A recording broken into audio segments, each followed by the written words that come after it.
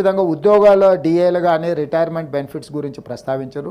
అధ్యక్ష, 8,000 కోట్ల రూపాయలు బకాయిలు ఉన్న ప్రభుత్వ ఉద్యోగుల యొక్క బెనిఫిట్స్, డిఏలు, ఇతర డిఏలు కాదు అసలు బెనిఫిట్స్ రిటైర్ అయిపోయిన వాళ్ళకు వారు మాకు ఇచ్చిపోయిన నజరాన. ఇప్పుడు మేము నెలకు 200 నుంచి 300 కోట్లు వాళ్ళకి ఇవ్వగలుగుతున్నాం.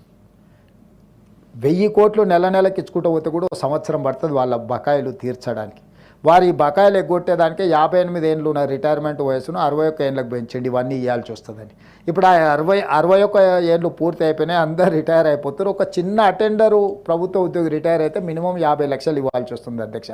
ఓ స్థాయి ఉన్న ఉద్యోగి రిటైర్ అయితే 1,12,00,000 మొన్న మా ఆర్థిక శాఖతో ఏదో సమీక్షిస్తూ ఒక ప్రభుత్వ ఉద్యోగి రిటైర్ అయితే ఎంత పడుతుంది ఆ భారం అంటే, అటెండర్ స్థాయి ఉద్యోగి అయితే 50 లక్షలు పడుతుంది, కొంచెం స్థాయి ఉన్న ఉద్యోగి అయితే 1,00,00,000 నుంచి 1,15,00,000 పడుతుంది సార్ అంటారు. వేలాది మంది ఉద్యోగులు ఈ 3 ఏళ్ళు పెంచడం వల్ల 3 ఏళ్ళు పూర్తి అయిపోయి ఇప్పుడు రిటైర్మెంట్ బాటన పడుతున్నారు. 8,000 కోట్లు రిటైర్డ్ ఎంప్లాయీస్ యొక్క బెనిఫిట్సే మా దగ్గర పెండింగ్ ఉన్నాయి. దానికి కూడా కొత్త బడ్జెట్లో ఆర్థిక మంత్రి గారు నేను చర్చించుకున్నాం.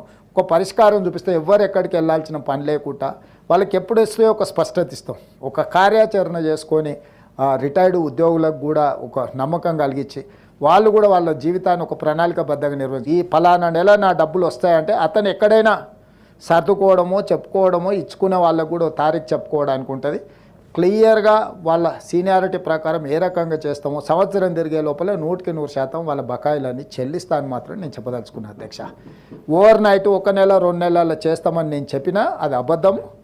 చెప్పడం వల్ల వాళ్ళు ఇంకా మరింత ఆందోళనకు గురై 2 నెలల తర్వాత రాకపోతే ఆందోళనకు గురై సెక్రటేరియట్ల చుట్టూ పర్యకారుల చుట్టూ తిరిగి అనవసరంగా వాళ్ళు ప్రయాసపడమే తప్ప 25 ఏప్రిల్ 1 నుంచి 26 మార్చి 31 లోపల సంవత్సరం తిరిగే లోపల ఫైనాన్షియల్ ఇయర్లో 100% రిటైర్డ్ ఉద్యోగుల బెనిఫిట్స్ అన్నిటిని కూడా ఇస్తాం.